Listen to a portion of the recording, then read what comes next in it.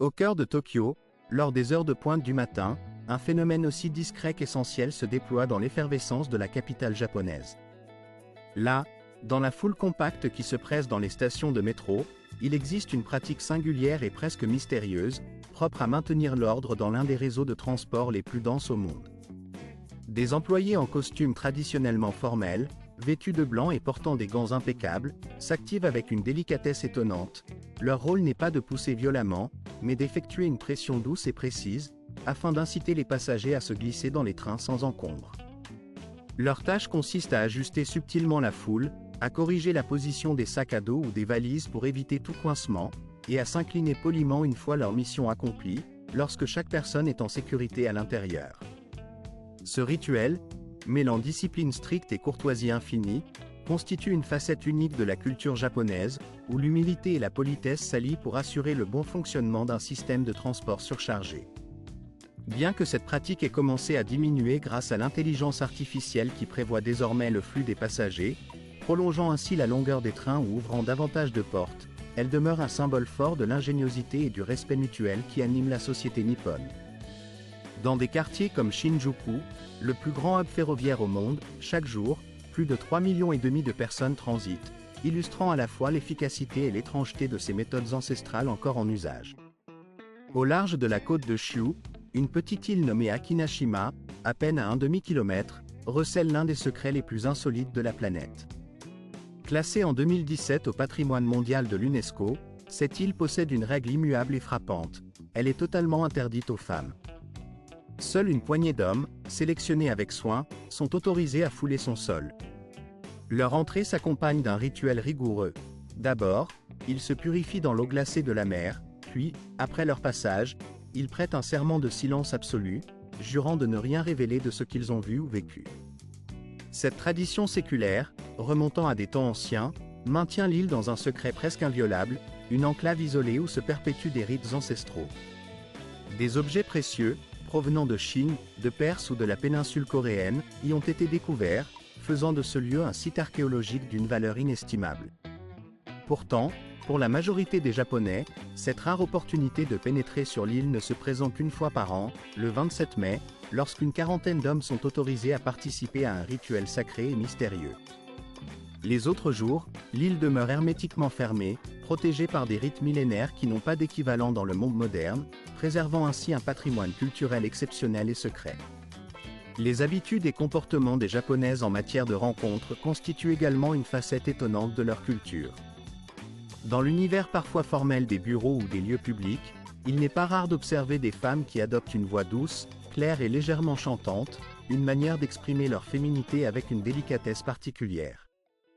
On parle souvent de « voix hawaïenne », une expression qui évoque cette tonalité douce, chaleureuse et charmante, conçue pour séduire ou rassurer lors de rendez-vous ou de conversations importantes. Cette pratique, profondément ancrée dans la tradition sociale japonaise, illustre à quel point la manière de communiquer peut différer radicalement de celle d'autres cultures, où la simplicité et la sincérité ne suffisent pas toujours pour faire bonne impression. La recherche de la politesse, de la grâce et de la douceur dans chaque mot prononcé reflète aussi une volonté de préserver une harmonie sociale précieuse, souvent considérée comme un art subtil, presque cérémoniel, dans l'attente de rencontres qui pourraient marquer un tournant dans la vie de ces femmes. Les maisons de surprise continuent de révéler leurs mystères, et l'on peut observer que, lorsque des familles se rendent au restaurant, c'est souvent la femme qui règle la note. Pourquoi cela ? La réponse réside dans le fait que la majorité des hommes confient l'intégralité de leur salaire à leur épouse, transformant ces dernières en véritables gestionnaires du budget familial. Cette pratique, souvent perçue comme un signe de confiance ou de tradition, façonne la vie quotidienne et influence la dynamique romantique entre les partenaires. En conséquence, la romance semble s'écouler naturellement, selon des règles implicites qui régissent leurs relations. Nombreux sont les couples qui ne se rencontrent que 1 ou 2 fois par mois, privilégiant la distance comme un espace de respect mutuel, de maintien de l'individualité, et une priorité accordée au travail. Dans cette optique, il est rare qu'ils échangent des messages ou partagent quotidiennement leurs nouvelles. La distance devient alors une façon de préserver la valeur de leur relation, tout en laissant chaque partenaire libre dans son espace personnel. Même lors de la célébration de la Saint-Valentin, la journée dédiée à l'amour, Valentina, par exemple, affiche une allure différente lorsqu'elle se trouve au Japon. Là-bas, la tradition veut que ce soit d'abord les femmes qui offrent des cadeaux à leurs partenaires masculins, souvent du chocolat. Il existe toutefois deux sortes distinctes de cette douceur. La première, appelée Jiri Shoko, est destinée à l'entourage professionnel ou amical, une manière de témoigner de la considération sans connotation romantique. La seconde, dite Onka, est un véritable cadeau offert à quelqu'un de spécial, à celui ou celle qui occupe une place privilégiée dans le cœur. Plus tard, le 14 mars, à l'occasion de la journée du chocolat blanc, ce sont les hommes qui prennent l'initiative de rendre l'appareil en offrant à leur tour des présents, renforçant ainsi la tradition d'échange et de reconnaissance. Le Japon ne se limite pas à ces grandes métropoles futuristes comme Tokyo ou Kyoto, riches en histoire et en modernité. Le pays recèle également des villages qui, bien que modestes, émerveillent et fascinent le monde entier par leur singularité. Sur l'île de Siko, par exemple, se trouve un petit village niché au sommet d'une montagne où ne résident que quelques dizaines de personnes. Pourtant, ces ruelles, ces chemins et ces espaces publics semblent prendre vie à chaque pas. Ici, plus de 350 poupées grandeur nature occupent des lieux variés, dans des salles de classe désaffectées, dans des champs ou même aux arrêts de bus. Chacune d'elles représente un résident, qu'il soit décédé ou déplacé, témoignant d'une profonde vénération pour la mémoire collective. Leur présence évoque à la fois une légère angoisse et une admiration sincère, offrant une fenêtre poignante sur la manière dont la culture japonaise honore ses ancêtres et ses souvenirs. Un peu plus au nord, dans la préfecture de Miyagi, se trouve un autre village unique, l'Isao, célèbre pour abriter plus d'100 de renards évoluant librement dans un vaste enclos forestier. Dans la culture shintoïste, ces animaux, appelés kitsune, sont considérés comme des messagers divins d'Inari, la déesse de la prospérité. Les visiteurs peuvent se promener parmi eux, leur offrir de la nourriture dans des stations spécialement aménagées, créant ainsi une expérience rare où faune et spiritualité se mêlent harmonieusement. Plus au sud, à Nagano, il existe un parc peu commun, d'Igakudani, où des singes vivent dans un environnement naturel accentué par la présence de sources chaudes. Ces macaques, en se prélassant dans des nuages de vapeur, semblent presque humains, comme s'ils partageaient eux aussi un instant de paix et de tranquillité. Beaucoup de Japonais perçoivent cette scène comme un symbole d'harmonie et d'équilibre, une preuve que même les animaux méritent de bénéficier de moments de sérénité, reflet de la philosophie profondément enracinée dans leur culture. L'arc, cette forme de communication si particulière, représente l'une des expressions les plus complexes au monde. Pour un étranger, se pencher en avant pour saluer au Japon paraît simple, presque instinctif. Pourtant, cette inclinaison n'est pas qu'un geste banal, elle constitue un véritable système de communication, riche de nuances et de significations. Il existe 3 principaux degrés d'inclinaison, chacun correspondant à une intention précise. La première, une légère inclinaison d'environ 15 degrés, sert aux salutations quotidiennes, aux rencontres informelles ou aux échanges simples. La seconde, une inclinaison d'environ lorsqu'on se trompe d'angle dans le cadre d'une interaction sociale ou professionnelle, cela peut rapidement être perçu comme un signe d'irrespect ou d'indifférence. En effet, chaque détail revêt une importance capitale dans la culture japonaise, où la vitesse d'exécution, la rectitude du dos, voire la direction du regard, sont scrutées avec une minutie extrême. La perception de l'étiquette dans ce pays ne se limite pas à la simple politesse. Elle considère chaque mouvement comme une partie intégrante d'un code culturel d'une précision rigoureuse. Certains établissements d'hospitalité vont jusqu'à employer des capteurs sophistiqués pour mesurer l'angle formé par le corps de leurs employés, afin que chaque salutation soit parfaitement calibrée. L'objectif est d'offrir une expérience d'accueil irréprochable, où chaque geste reflète une conception de la courtoisie profondément enracinée dans la tradition nippone. Dans certains hôtels haut de gamme, et même dans des centres commerciaux, on trouve désormais des robots programmés pour reproduire cette même minutie dans leurs salutations, imitant ainsi l'une des plus emblématiques traditions du Japon. Ces machines, conçues pour sembler presque humaines, incarnent une volonté de préserver l'esthétique et la finesse du geste social japonais, tout en intégrant la modernité technologique dans le quotidien. Plus surprenant encore, le gouvernement japonais a mis en place une politique peu commune en matière d'immigration. Lorsqu'un demandeur d'asile se voit refuser la protection du pays, une initiative inédite consiste à lui offrir une somme pouvant atteindre $3000 en échange de son départ volontaire. Contrairement à la majorité des nations où des milliards de dollars sont consacrés à soutenir les réfugiés, le Japon, connu pour ses règles strictes et son ouverture limitée envers les demandeurs d'asile, opte pour une approche différente. Ce système, qui pourrait paraître simple ou même brutal à première vue, vise à encourager un départ pacifique en offrant une compensation financière modérée, mais suffisante pour inciter à quitter le territoire volontairement. La somme, bien que faible par rapport au coût de la vie élevé à Tokyo, agit comme un levier pour éviter des départs clandestins ou des séjours illégaux.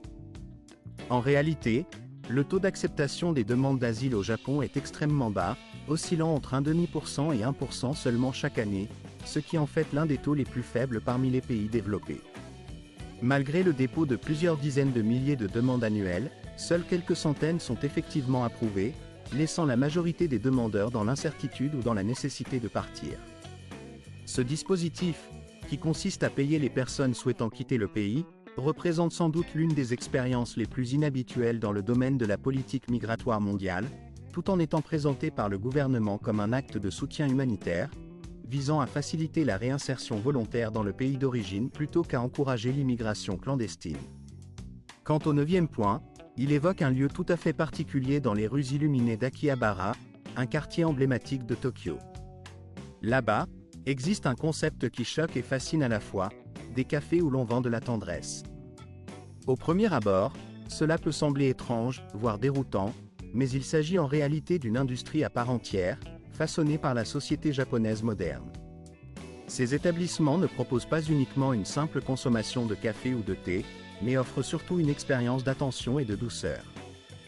Les jeunes femmes, souvent habillées en costume de serveuse ou de maid, servante, accueillent les clients avec une politesse exagérée, comme s'ils étaient des rois ou des princes, et leur parlent d'une voix douce, presque chantée. Pour un supplément, il est possible de choisir une formule incluant une attention particulière, un regard direct, une caresse légère des cheveux, ou un contact qui reste dans les limites du convenable, mais qui procure un sentiment d'intimité et de soin. Peu de gens savent que cette industrie de la tendresse est bien plus vaste qu'il n'y paraît, englobant divers types de cafés spécialisés. On y trouve aussi des salons où les hommes paient pour être écoutés, ou des services inhabituels comme celui de Swan, où l'on peut louer une personne simplement pour qu'elle s'allonge à côté de vous, offrant ainsi un réconfort émotionnel dans une société où beaucoup de jeunes vivent isolés ou solitaires. Ces lieux, tout en étant parfois perçus comme déroutants ou insolites, jouent un rôle dans la société japonaise contemporaine en proposant une forme de thérapie émotionnelle, permettant à ceux qui s'y rendent de se sentir dans l'univers singulier de leur rituel. Ces serveuses de maké café tissent un charme mystérieux et délicat. Avec une précision empreinte de douceur, elles dessinent de petits cœurs avec du ketchup sur les assiettes, comme autant de signes d'affection ou de sorts subtils, puis, dans un geste presque cérémonial, elles lancent un enchantement sur la nourriture que je m'apprête à déguster. Ce sort, censé magnifier la saveur de chaque bouchée, semble ouvrir une passerelle entre le simple plaisir gustatif et une expérience presque magique, éveillant tous mes sens à chaque instant. La scène est empreinte d'une atmosphère à la fois ludique et pleine de sens, où chaque détail participe à la création d'un univers à part, mêlant la cuisine à l'art du rituel. En poursuivant cette exploration des curiosités, je découvre que le Japon a su, dans sa quête d'originalité, concevoir l'un des plus petits hôtels au monde. Une invention qui a su dérouter autant qu'elle fascine, les hôtels capsules. Leur conception minimaliste, à la limite de l'ingéniosité, repose sur des espaces ne mesurant guère plus de 2 mètres de largeur, conçus pour optimiser la place tout en offrant un confort surprenant. Chaque capsule se présente comme une petite cellule où l'on peut simplement s'allonger, se reposer ou dormir, avec une télévision murale discrète et un espace suffisant pour ranger quelques effets personnels. Leur apparence extérieure évoque une gigantesque ruche d'alvéoles alignés, évoquant une colonie d'abeilles aux activités incessantes, tandis qu'à l'intérieur, c'est une immersion dans un univers futuriste, digne d'un vaisseau spatial prêt à décoller vers des horizons inconnus. La première de ces structures fut ouverte en l'année 1979, dans la ville d'Asaka, marquant le début d'une nouvelle ère pour l'hébergement compact. Depuis lors, ces hôtels sont devenus un symbole fort de l'urbanisme japonais contemporain, incarnant à la fois la simplicité, la fonctionnalité et une certaine ingéniosité technologique. À l'origine, ces capsules étaient destinées à répondre aux besoins des employés de bureau, souvent contraints de manquer le dernier train pour rentrer chez eux. Mais très vite, leur attrait s'est étendu à une clientèle touristique en quête d'expériences inédites. Non seulement ces hébergements se révèlent étonnamment abordables, mais ils offrent aussi tout le confort moderne, salles de bain communes équipées de technologies dernier cri, espaces de détente, casiers sécurisés pour y ranger ses effets personnels, et parfois même des salles de jeux ou de petites bibliothèques pour passer le temps dans un espace compact mais fonctionnel. Ces innovations ont permis de transformer le concept d'hôtel capsule en une véritable expérience de luxe, où des éléments sensoriels de haute qualité ont été intégrés. Aujourd'hui, certains établissements proposent des capsules équipées d'un éclairage ajustable, de filtres d'air individuels, de portes insonorisées, ainsi que de matelas en mousse à mémoire de forme, recréant ainsi un mini-hôtel 5 étoiles dans un espace réduit, offrant un confort sans pareil dans un écrin de technologie et de design.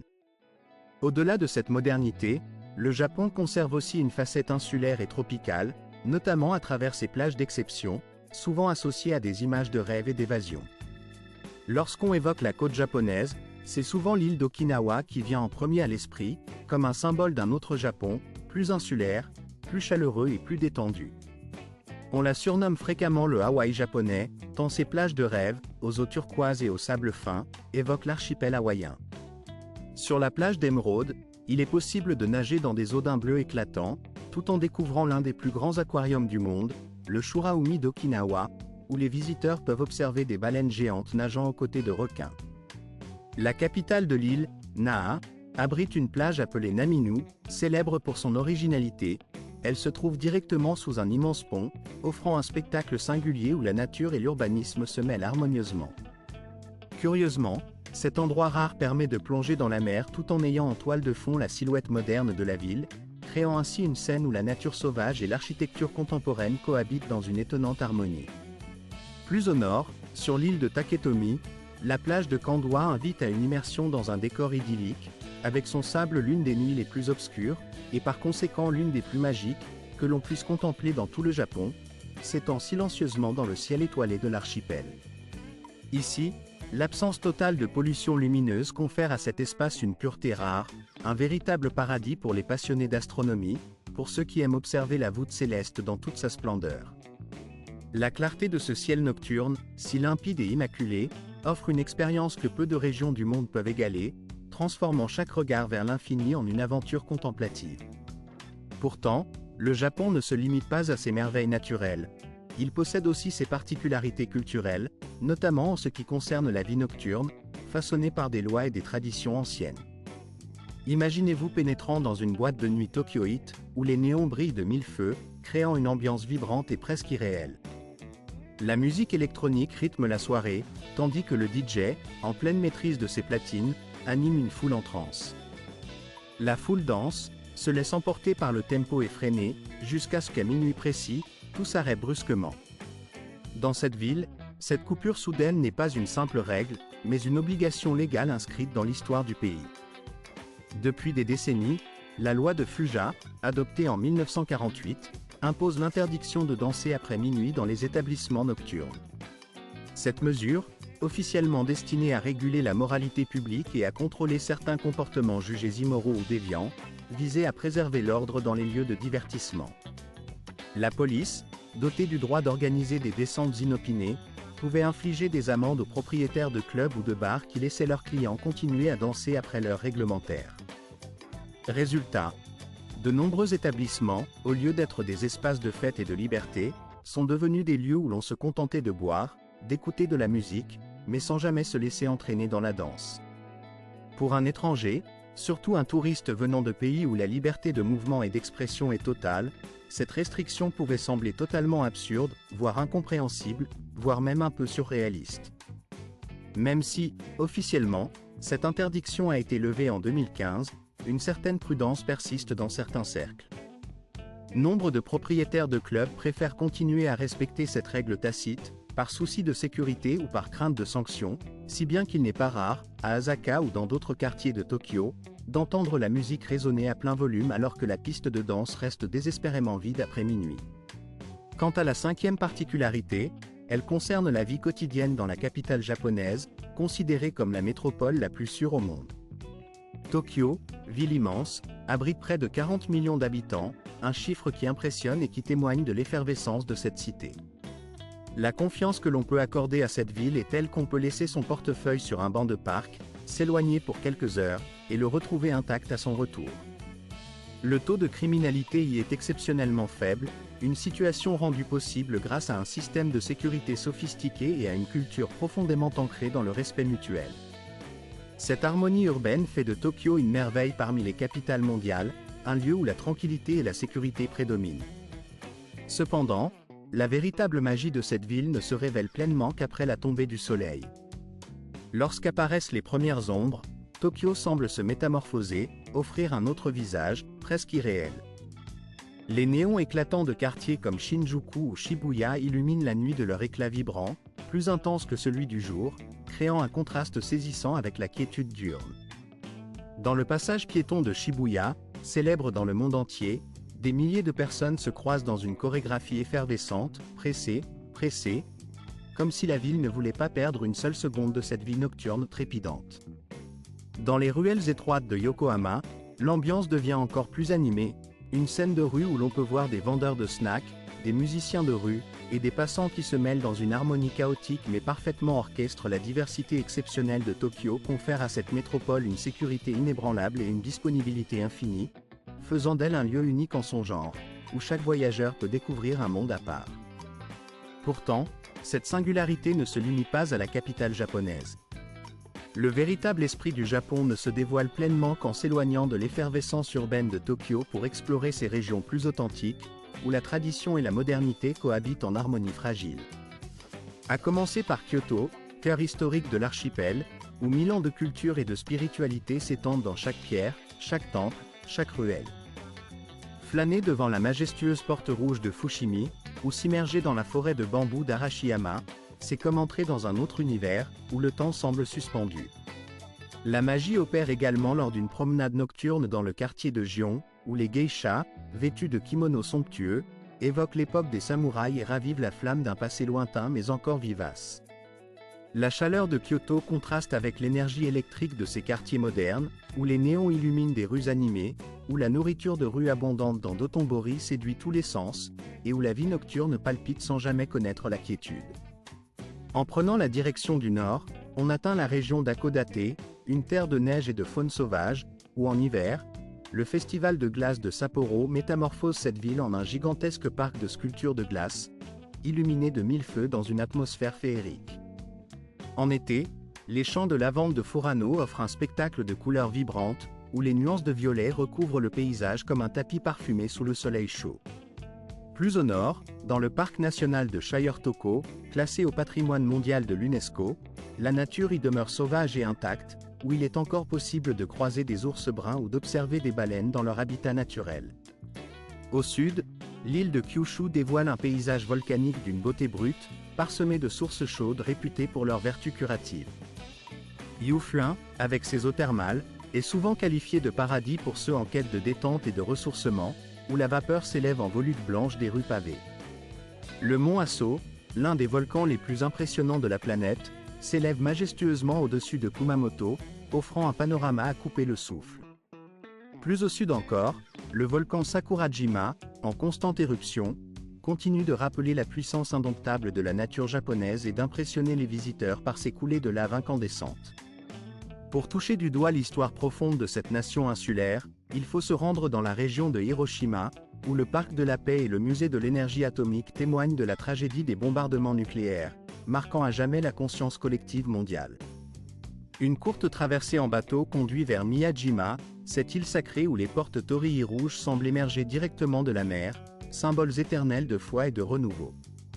La quiétude de ce lieu contraste avec l'agitation de la ville d'Okayama, célèbre pour son jardin paisible de Korakuen, considéré comme l'un des plus beaux du pays, ou encore ses dunes de sable impressionnantes, évoquant presque un désert, qui ajoute à la diversité de paysages japonais un charme incomparable. Parmi les événements majeurs qui ponctuent le calendrier nippon, certains festivals figurent parmi les plus grands et spectaculaires au monde. Chaque mois de juillet, le Gion Matsuri transforme Kyoto en un théâtre de couleurs et de traditions, durant un mois entier. De gigantesques structures en hauteur, pouvant dépasser les 24 mètres et pesant jusqu'à 12 tonnes, défilent lentement dans les rues étroites, comme des musées ambulants. Leur décoration, riche en tissus précieux et en broderies délicates, est entièrement réalisée à la main, à l'aide de cordages tressés avec minutie, témoignant d'un savoir-faire ancestral. Vers la fin juillet, Osaka accueille le Tenzin Matsuri, un festival qui illumine la ville de mille feux. Le jour, des processions sacrées défilent dans les rues, tandis qu'à la nuit tombée, des centaines de bateaux ornés de lanternes flottent sur la rivière, illuminant la scène de leur lumière douce, une tradition singulière et profondément enracinée exige que tous ceux qui souhaitent embarquer sur un bateau se soumettent d'abord à un rituel de purification. Ce rite ancestral, porteur de symbolisme et de respect, vise à libérer l'esprit et le corps des impuretés, afin d'aborder le voyage avec sérénité et harmonie. La foi, quant à elle, tisse un lien étroit avec les vacances et les célébrations populaires, conférant à ces moments un caractère sacré et communautaire. Au printemps, lorsque la nature japonaise se pare d'un manteau de fleurs éclatantes, le pays tout entier s'immerge dans la splendeur des cerisiers en fleurs, ou sakura, et célèbre Hanami, cette fête délicate des fleurs de cerise. Mais cette célébration dépasse largement la simple admiration des pétales roses qui tombent doucement, emportés par la brise. Elle devient une véritable occasion de profiter du plein air, de partager des pique-niques sous les arbres en fleurs, de boire du saké, de chanter, de danser et de vivre intensément ces instants éphémères. Une tradition qui remonte à plusieurs millénaires, née à la cour impériale, où elle servait à honorer la saison et à exprimer la gratitude envers la nature. Progressivement, cette coutume s'est diffusée à travers tout le pays, touchant chaque région, chaque village, chaque cœur. Même de nos jours, Hanami demeure l'un des rares moments où les Japonais acceptent pleinement de lâcher prise, de se détendre et de partager une joie simple mais profonde, loin des contraintes quotidiennes.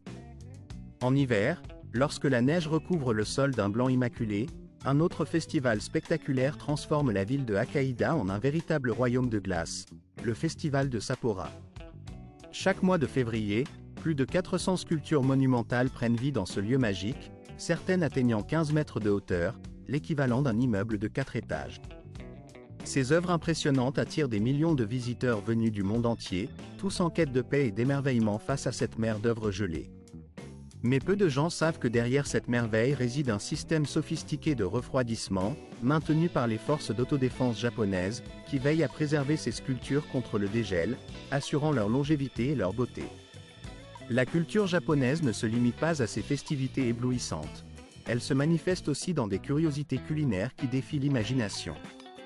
Parmi celles-ci, les pastèques carrées, cultivées depuis les années 60 dans des moules spécialement conçus pour leur donner cette forme géométrique.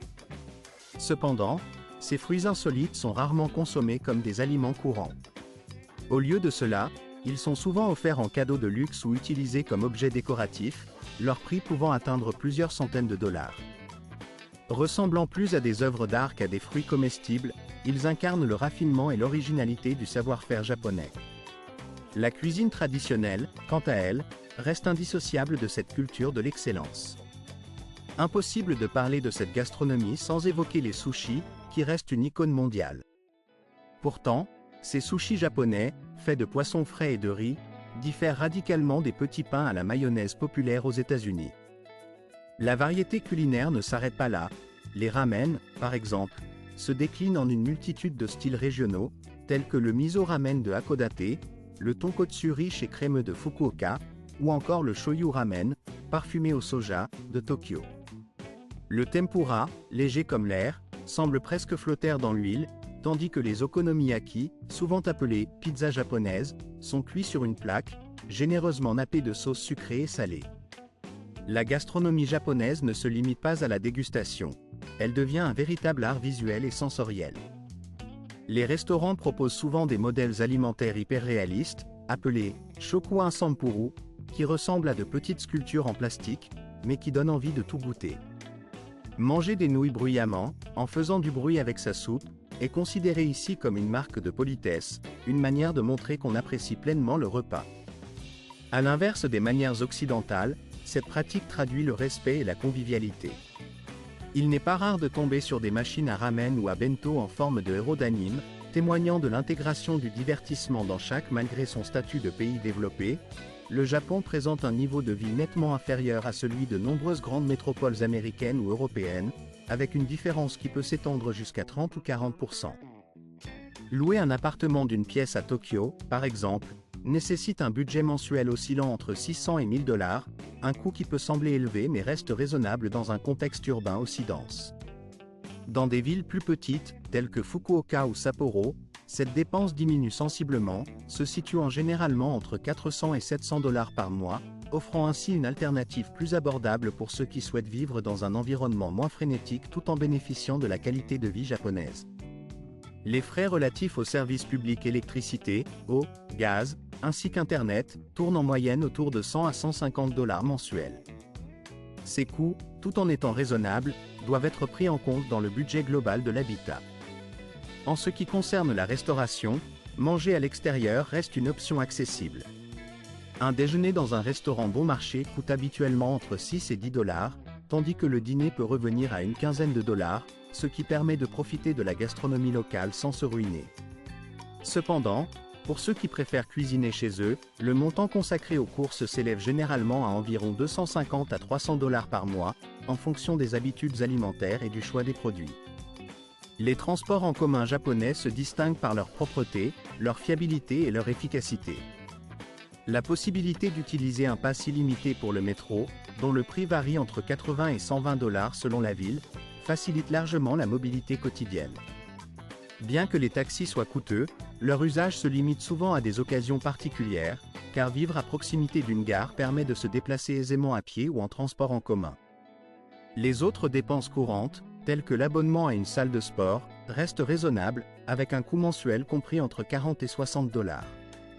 Quant aux soins dentaires pour les étrangers, ils s'étendent généralement entre 50 et 80 $ par séance, coût qui reste abordable grâce au système national d'assurance santé. Ce système, qui couvre une grande partie des dépenses médicales, garantit que même pour les résidents de longue durée, les frais de soins restent accessibles. Aux États-Unis ou dans l'Union européenne, il faut souvent payer environ 30% des coûts des soins, le reste étant pris en charge par l'État ou par l'assurance. Au Japon, des établissements tels que l'hôpital international St. Luke à Tokyo ou le centre médical Kameda dans la préfecture de Chiba offrent des services en anglais, avec possibilité d'inscription en ligne, ce qui facilite l'accès aux soins pour les étrangers. En somme, une personne peut vivre confortablement au Japon, en profitant de produits de haute qualité et de services efficaces, avec un budget mensuel compris entre 1 200 et 1 600 $. Ce qui rend la situation encore plus attrayante, c'est que le Japon propose désormais des visas de longue durée destinés aux citoyens américains et européens. Ces visas permettent des séjours allant de 6 mois à 1 an, notamment pour des démarches financières ou administratives simples, sans nécessité de démarches complexes ou coûteuses. Oseriez-vous vous installer dans ce pays si accueillant? Si oui, n'hésitez pas à laisser un commentaire. Sinon, votre silence aussi est précieux. Partagez vos impressions ci-dessous, car nous venons d'évoquer 15 faits étonnants, ainsi que des caractéristiques insolites du Japon, dans l'espoir d'élargir votre vision de cette nation fascinante. Nous espérons que ces informations vous ont offert une perspective nouvelle et enrichissante sur ce pays. N'oubliez pas d'apprécier cette vidéo, de la partager avec d'autres passionnés de voyage, et de vous abonner à notre chaîne pour découvrir nos prochaines aventures. À très bientôt pour une nouvelle exploration. Nous souhaitons que cette vidéo vous ait plu. Si c'est le cas, pensez à cliquer sur le bouton « J'aime » et à vous abonner pour ne rater aucune de nos futures publications, riches en découvertes passionnantes. Votre soutien est essentiel pour nous permettre de continuer à produire du contenu toujours plus captivant. N'oubliez pas non plus de regarder la vidéo suivante qui apparaîtra à l'écran, car elle est sûrement faite pour vous, et vous y trouverez sans doute votre prochaine destination favorite. Enfin, n'hésitez pas à nous laisser un commentaire pour nous indiquer quel pays vous aimeriez que nous explorions lors de notre prochaine aventure. Merci infiniment d'avoir suivi cette vidéo, et à très bientôt pour de nouvelles découvertes.